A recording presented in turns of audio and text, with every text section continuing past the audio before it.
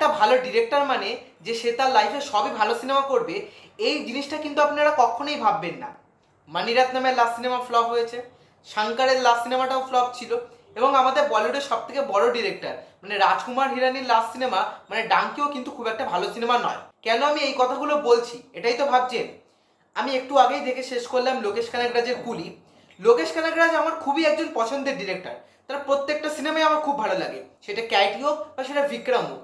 লিও অতটাও ভালো ছবি না হলেও লিও কিন্তু অন্তত এন্টারটেইনিং ছিল। তো একটা কথা বলবো, লোকেশ কানাগরাজের লাইফের সব থেকে বাজে সিনেমা হচ্ছে কুলি। কুলি আমার কাছে একটা অ্যাভারেজ সিনেমা লেগেছে, খুবই অ্যাভারেজ সিনেমা। তো এই সিনেমার জন্য আমার কাছে কয়েকটা পজিটিভ দিক আছে এবং বেশ কয়েকটা নেগেটিভ দিকও আছে। সিনেমার প্রথম পজিটিভ দিক হচ্ছে রজনীকান্ত। রজনীকান্তকে দেখতে কিন্তু এই সিনেমায় বেশ ভালো লাগে। এই সিনেমাতে রজনীকান্ত খুব ভালো কাজ করেছে, তার অ্যাকশনগুলো আমার বেশ ভালো লেগেছে, এবং তার যে মাস মোমেন্টস, কিছু কিছু জায়গায় এন্ট্রি, কিছু কিছু জায়গায় ডায়লগ, বা তার ওই বিড়ি নিয়ে মুখে যে ঘোরানোটা, সেই জায়গাগুলো আমার বেশ ভালো লেগেছে। এবং রজনীকান্ত খুবই একজন ভালো অভিনেতা এবং সে এখানেও ভালো কাজ করেছে। চিটকু ভাইবের যে তার নাচটা সেটাও দারুণ, মানে এই এত বছর বয়সে যে এই অ্যাকশনগুলো করছে বা এই নাচগুলো করছে সেটা কিন্তু দেখতে ভালো লাগছে।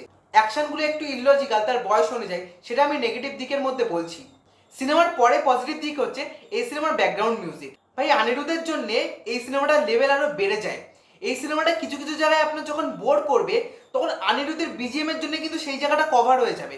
অনিরুদ্ধের প্রত্যেকটা গান এখানে যেগুলো আছে সেগুলো প্রত্যেকটাই ভালো লেগেছে, এবং অনিরুদ্ধের বিজিএম গুলোর কথা তো বলার কিছু নেই, সবাই জানে প্রত্যেকটাই মাস্টারপিস হয়েছে। এই সিনেমার আরো একটা পজিটিভ দিক হলো এই সিনেমার মধ্যে না লোকেশ প্রচুর টুইস্ট রেখেছে। টুইস্টগুলো একদম পরপর পরপর আছে, সেই টুইস্টগুলো কিন্তু আমার ভালো লেগেছে। হ্যাঁ, টুইস্টগুলো হয়তো নতুনত্ব কিছু না, বাট দেখতে সেগুলো ভালো লাগে। এবার যদি এই সিনেমার নেগেটিভ দিক নিয়ে আমি কথা বলি, তো প্রথমেই যেটা বলবো, এটা আমার প্রথমে বলা উচিত না তাও বলছি, এই সিনেমার জন্যে আমির খান যেভাবে ইন্টারভিউ দিচ্ছিল বা যেভাবে আমির খানকে প্রমোশন করানো হচ্ছিল না, এই সিনেমাতে লোকেশ কানাগরাজ আমির খানকে প্রপার ইউজই করতে পারেনি। আমির খানকে পুরো জোগাড় লাগছে, তাকে একটা হাফ প্যান্ট পরিয়ে লাস্টে আনা হয়েছে। সে নাকি সাইমন মানে নাগার্জুনেরও বস, তাকে দেখতে তো কোনো দিকে বস মনেই হয় না। সে আবার উপেন্দ্রর কাছ থেকে বিড়ি চাচ্ছে, মানে এই জায়গাগুলো দেখে আমার পুরো হাসি পাচ্ছিল, এবং তাকে কোনো দিক থেকে বস তো মনেই হচ্ছিল না, পুরো জোকার লাগছিল। মানে নাগার্জুনকে দেখেও তাও অন্তত একটা ভিলেন ফিল আসছিল, বাট আমির খানকে দেখে সেটা কখনোই আসছে না।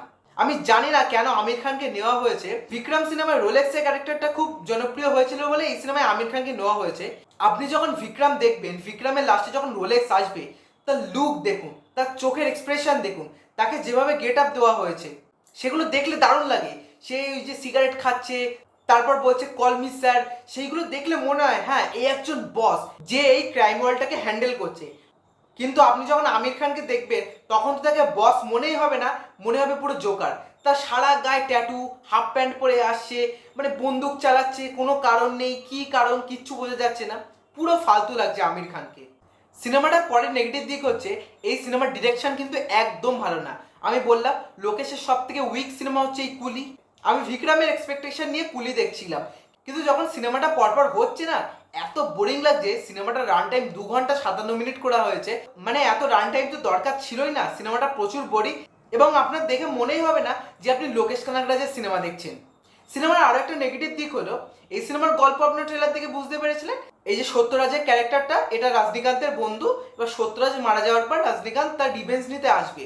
এখানে যে তাদের মধ্যে যে বন্ধুত্বটা, মানে রজনীকান্তের কত ভালো বন্ধু ছিল এই সত্যরাজ, সেইটা প্রপারভাবে ইউজই করা হয়নি, যার জন্যে এই সিনেমায় ইমোশনাল দিকগুলো কাজ করে না এবং সিনেমাটা দেখতে ভালো লাগে না। মানে আপনাকে তো দেখাতে হবে যে রজনীকান্ত আর সত্যরাজ খুবই ভালো বন্ধু ছিল, তাই সত্যরাজের মারার জন্য রজনীকান্ত রিভেঞ্জ নিতে আসছে, কিন্তু সেই জায়গাটা প্রপার দেখানোই হয়নি। সিনেমার আরো একটা নেগেটিভ দিক হলো, যেটার কথা আমি বলছিলাম, এই যে আমির খানকে যেমন নেওয়া হয়েছে তেমনই এখানে উপেন্দ্রকে নেওয়া হয়েছে।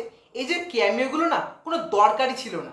উপেন্দ্রকে সিনেমাতে ঠিকমতো স্পেস দেওয়া হয়নি, কিন্তু তার কোনো প্রয়োজনই ছিল না এই সিনেমাতে। শ্রুতি হাসানকেও ঠিক আমার একই লেগেছে, তাকেও প্রপার ইউজ করা হয়নি। মানে গোটা সিনেমা জুড়ে সে কেঁদেই যাচ্ছে কেঁদেই যাচ্ছে। আপনি যখন সিনেমাটার ট্রেলার দেখবেন, এই যে ইলেকট্রিক্যাল চেয়ারের ব্যাপারটা আপনি বুঝতে পারবেন যে সিনেমাতে থাকবে, সেই জিনিসটাও সিনেমার প্রথম দিকে আছে, প্রথম দিকে একটু আছে, কিন্তু তারপরে সিনেমাতে সেটা আর নেই। তাহলে রাখার কি দরকার?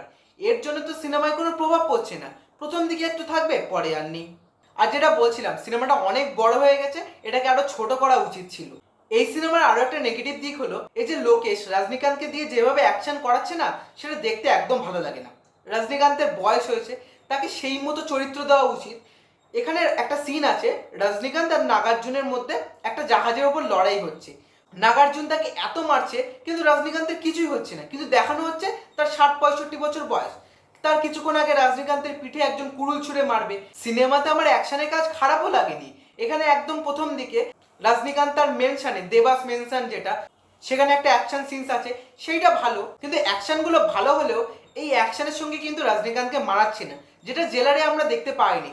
জেলারে আমরা কি দেখছিলাম, যে রজনীকান্ত নিজে মারছে না কিন্তু তার লোকগুলো দ্বারা মারছে। আমি প্রচুর আশা নিয়ে সিনেমাটা দেখতে গিয়েছিলাম, সেটা 1%ও পূরণ হয়নি। মানে এর থেকে লিও ভাই সত্যি অনেক ভালো ছিল। তো আমি একটা জিনিস বলবো, লোকেশ কানাগরাজের উচিত তার সিনেমার গল্পের উপর জোর দেওয়া, যে সেটা আগে করতো। তো কুলি সিনেমা নিয়েছিল এই আমার মতামত। আমার ভিডিওটা ভালো লাগলে লাইক করে দেবেন, চ্যানেলে নতুন হয়ে সাবস্ক্রাইব করে দেবেন, এবং আমার কথায় কোনো অমত থাকলে সেটা কমেন্টে জানাবেন। So tata.